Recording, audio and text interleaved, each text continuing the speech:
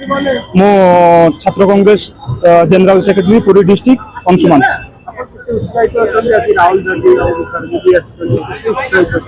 मु बहुत उत्साहित अच्छी कहीं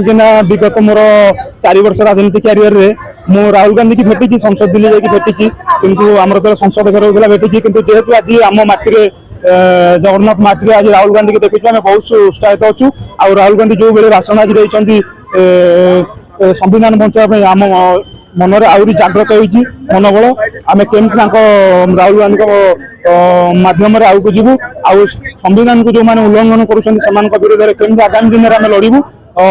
एप्रति आम सावधान हो। राहुल गांधी जो भाई भाषण दिखती आम मनोमुग्ध होती भाषण शुणी बर्तमान आम देहरे आम शिवर जो कांग्रेस ब्लड गोटे कहती जागृत होती आगामी दिन में आम देखा अंधभक्त मानू जे राहुल गांधी कौन आ भारतीय जातीय कांग्रेस कौन पंचायत इलेक्शन रे कांग्रेस बहुत भल कर कहीं महात्मा गांधी भारत जोड़ यात्रा जो भाई राहुल गांधी सारा विश्व बुली माध्यम से ओडिशार पीसी सभापति भक्त चरण दास भक्त चरण दास जो पीसी सभापति हेले भुवनेश्वर पुरी जगन्नाथ धाम चली चली जाए जगन्नाथ का आशीर्वाद आनी तो ओडिशार आम प्रत्येक ग्राम पंचायत रिजल्ट भल कर।